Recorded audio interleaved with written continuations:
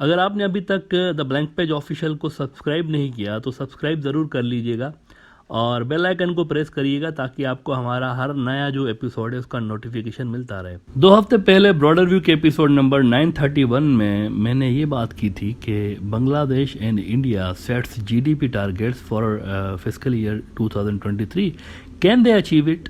इस एपिसोड में मैंने ये बात की थी कि बांग्लादेश का जो टारगेटेड जीडीपी ग्रोथ रेट है 2023 के लिए वो है जनाब 7.5%। And I said it's too high and it's unrealistic. जिसने भी सेट किया है बांग्लादेश के अंदर ये टारगेट उसने सिर्फ अच्छी खबरें पढ़ी हैं ग्लोबल इकोनॉमी के हवाले से, बुरी खबरें उसने पढ़ी नहीं है। यानी कि मीठा मीठा हप हप कड़वा कड़वा थू थू वो वाला मिसाल है। सिर्फ अच्छी खबरें पढ़ के उन्होंने इतना ज़बरदस्त किस्म का 7.5% का जीडीपी ग्रोथ हासिल करेंगे ये उन्होंने सेट कर दिया।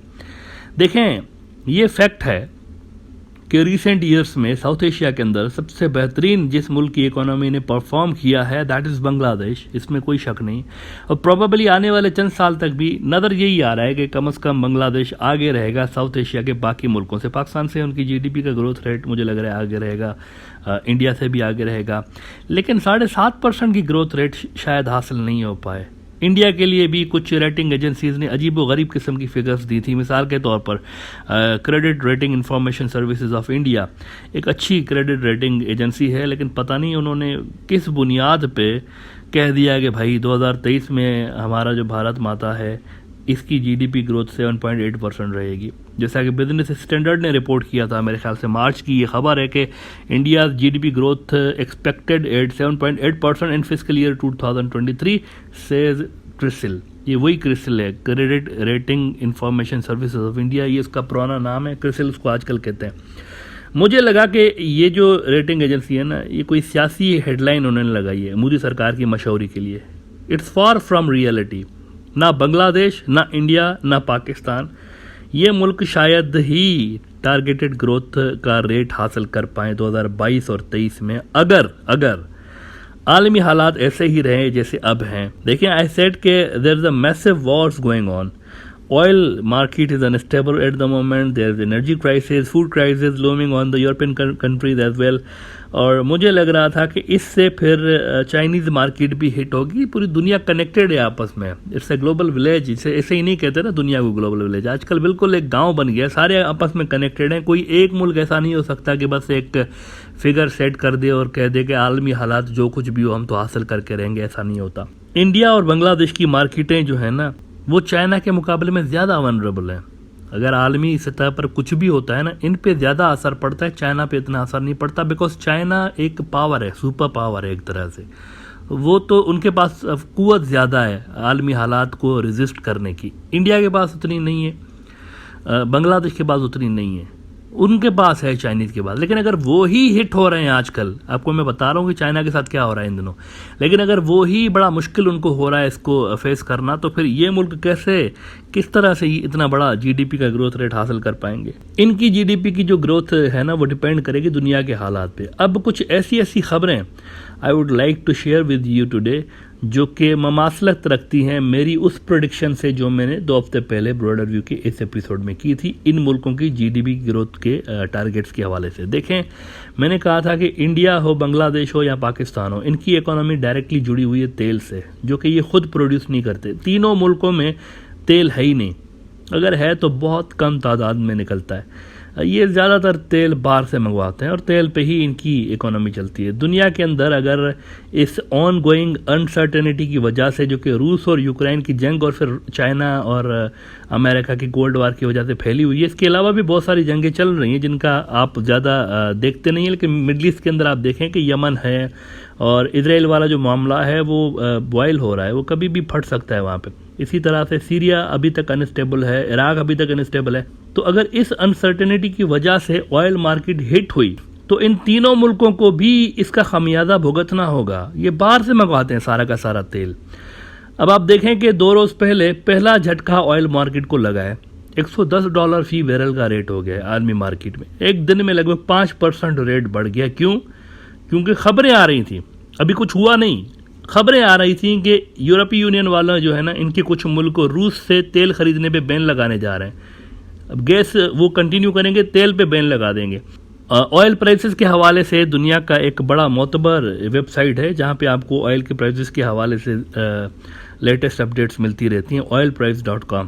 इन्होंने लिखा है कि oil prices hits $110 as Europe prepares to ban Russian crude. अभी बैन किया नहीं है, रूस से तेल खरीदना बैन किया नहीं, बातचीत चल रही है, लेकिन उससे पहले ही 5% आप देखें, रूमर्स भी हो सकती हैं या हो सकता है क्रेडिबल इंफॉर्मेशन हो, लेकिन 5% ऑयल का रेट बढ़ गया एक दिन के अंदर। अगर उन्होंने बैन कर दिया तो मुमकिन है कि फ़ी बैरल $110 से बढ़ के $150-160 फ़ी बैरल तक चला जाए फौरी तौर पर। या वो जो 9 मई को वेस्टर्न एनालिस्ट कह रहे हैं ना कि विक्ट्री डे परेड होगी रूस में, तो उसमें पुतिन यूक्रेन वाली जंग का बाज़ाब्ता ऐलान करके अपनी रिजर्व फौज भी घुसा देगा यूक्रेन के अंदर। अभी तक देखें, इस जंग का बाज़ाब्ता ऐलान रशिया ने नहीं किया, रशियंस के बकौल अभी तक टुक टुक चल रही है।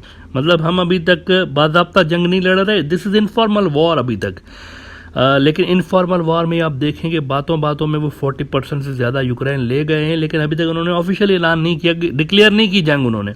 अगर उन्होंने कर दी डिक्लेयर जंग तो ऑयल मार्केट में भूचाल आ जाएगा, प्राइसेस बहुत ज़्यादा बढ़ जाएंगी, और 9 मई नहीं तो इसके आसपास ही सही रूस ने बहरहाल बाज़ाब्ता ऐलान करना तो है ना, तो ऑयल मार्केट पे इसका बहुत ज़्यादा असर पड़ेगा फॉर श्योर। कीमतें एकदम से आसमान पर पहुंच जाएंगी, और अगर ऐसा हुआ तो इंडिया, बांग्लादेश, पाकिस्तान महंगा तेल खरीदेंगे, और ये अगर महंगा तेल लेंगे और अपनी बिजली बनाएंगे और अपनी मईशत महंगे तेल पर चलाएंगे तो इन्फ्लेशन बहुत ज़्यादा इन मुल्कों के अंदर बढ़ जाएगी, आसमान पर पहुंच जाएगी। साथ ही ग्रोथ की स्पीड इनकी स्लो डाउन हो जाएगी, जीडीपी ग्रोथ की स्पीड इनकी महंगाई की वजह से, महंगी बिजली बनाने की वजह से, महंगा तेल लेने की वजह से इनकी जो ग्रोथ की स्पीड है दैट विल कम डाउन। फिर आप देखें कि इंडिया, बांग्लादेश की जो एक्सपोर्ट है इसका बड़ा हिस्सा अमेरिका में जाता है। अमेरिका एक बड़ी मार्केट है इन दो मुल्कों के लिए ख़ास तौर पर। वहाँ पर क्या हो रहा है, वहाँ पे इस वक्त लोग महंगाई में पिस गए, चीखें निकल गई हैं अमेरिकन्स की। महंगाई उस वक्त देखें, परचेजिंग पावर वहाँ पर हिट हुआ है, बुरी तरह से हिट हुआ है। 1981 के बाद पहली बार इतना मैसिव वहाँ पर इन्फ्लेशन रेट आया है, महंगाई की लहर है वहाँ पर आई हुई, जिस वजह से अमेरिका ने क्या किया है, महंगाई को कंट्रोल करने के लिए कड़वा घूंट भरा है। उन्होंने क्या किया अमेरिकन ने कि 22 साल में पहली बार सबसे ज़्यादा, इतना ज़्यादा उन्होंने इंटरेस्ट रेट बढ़ा दिया है। इंटरेस्ट रेट उनका जो है उन्होंने बढ़ा दिया है, 22 साल का सबसे हाईएस्ट इंटरेस्ट रेट है। एक बड़ा जुआ खेला है उन्होंने। उनकी मईशत स्लो हो सकती है इससे, मुझे लग रहा है कि उनकी मईशत, क्योंकि देखें महंगाई को उन्होंने कंट्रोल करने के लिए इंटरेस्ट रेट, सूद का जो शिरा है वो तो बढ़ा दिए, लेकिन फ्रांस 24 कह रहा है कि US makes biggest interest rate hike in 22 years in bid to tame soaring inflation. Inflation कम करने के लिए उन्होंने ये किया। इससे होगा क्या, इन्फ्लेशन का इससे क्या ताल्लुक है? देखें, इससे होगा ये कि हर तरह की बोरोइंग जो होगी ना, बोरोइंग कॉस्ट वो बढ़ जाएगी। आप जो सूद देते हैं ना, आप क्रेडिट लेते हैं, क्रेडिट कार्ड आपका जो होगा उससे कोई ख़रीदारी करेंगे उस पर आपको ज़्यादा सूद भरना पड़ेगा। आप गाड़ी लेंगे ज़्यादा सूद भरेंगे, आप अगर क्रेडिट पे घर लेंगे ज़्यादा सूद भरेंगे। और अमेरिका के अंदर नॉर्मली क्रेडिट ही यूज़ होता है। वहाँ की सोसाइटी का इस तरह का उनका स्ट्रक्चर बना हुआ है कि वो ज़्यादातर जो चीज़ें, घर भी लेते हैं तो क्रेडिट पे लेते हैं, गाड़ी भी लेते हैं, तो इवन ग्रोसरी भी वो जब जाते हैं तो क्रेडिट कार्ड से परचेजिंग कर रहे होते हैं।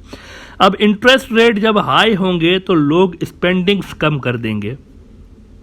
समझ रहे हैं आप, उन्होंने क्या गेम खेला है?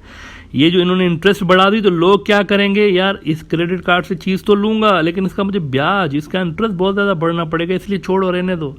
यानी कि परचेजिंग कम हो गई। जब परचेजिंग कम हो जाएगी तो क्या मतलब, डिमांड गिर गई, कमोडिटीज़ की डिमांड गिर गई, और जब कमोडिटीज़ की डिमांड गिरती है तो उसकी प्राइसेस नीचे आ जाती हैं।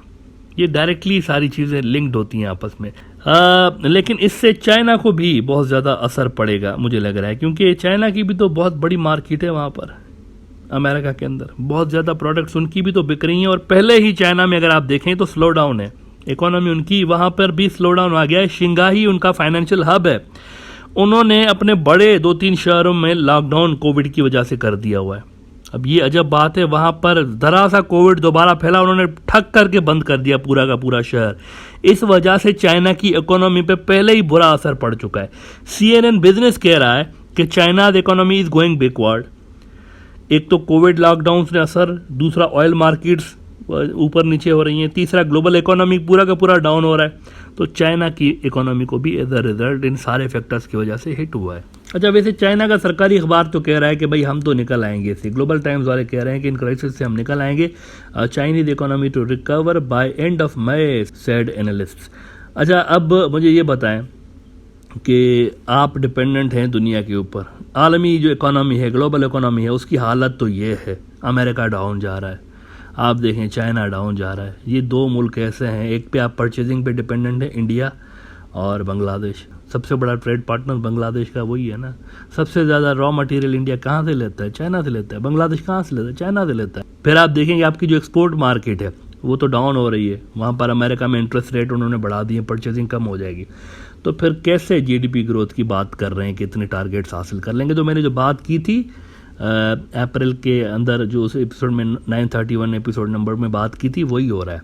अभी तक वही हो रहा है कि स्पीड नहीं है उतनी जितनी समझा जा रहा था, जितनी ये जो बड़े बड़े मुआशी माहिरीन होते हैं, पीएचडी होल्डर्स, पता नहीं क्या क्या उन्होंने डिग्रियां ले रखी हैं। लेकिन मुझे समझ में नहीं आ रहा, अच्छी बातों पे फोकस करके नेगेटिव बातें सामने नज़र आ रही हैं कि ये दुनिया कहाँ जा रही है और हम क्या टारगेट सेट कर रहे हैं। अच्छा, पाकिस्तान के लिए यहाँ पर एक बहुत बड़ा मसला है। पाकिस्तान के लिए मसला है, पाकिस्तान के अंदर भी जो अरबाब इख्तियार हैं, जो पावर में लोग हैं, उनको होश के नाखुन लेने चाहिए इन हालात में। यूसी चाइना श्रीलंका की भी उतनी हेल्प नहीं कर रहा जितनी वो चाह रहे थे श्रीलंकन्स, क्योंकि चाइनीज़ की खुद की इकोनॉमी जो है वो आजकल स्लो है।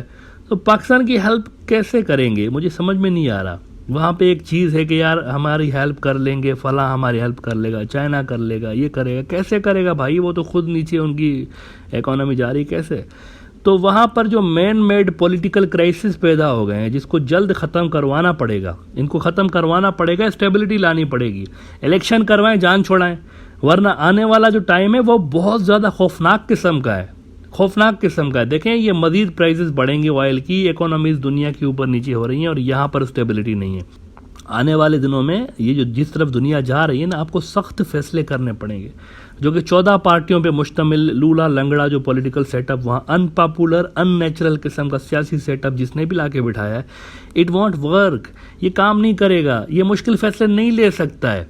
लिहाजा यहाँ पर एक स्ट्रांग हुकूमत की ज़रूरत है जो कि एक मुश्किल फैसले भी करे, पॉपुलर भी हो और कमिटमेंट्स को आलमी सतह पर पूरा भी कर सके। यानी कि कोई इनके साथ डील कर रहा हो तो उसको श्योरिटी हो कि यार this is a strong government और इसका इधर उधर होने का कोई चांस नहीं। अभी तो कोई बड़ा कोई पैकेज अनाउंस भी नहीं कर सकता, किसी को नहीं पता 2 सीटों पे हुकूमत खड़ी हुई है, वहाँ पर शहबाज शरीफ की 2 वोटों पे खड़ी हुई है।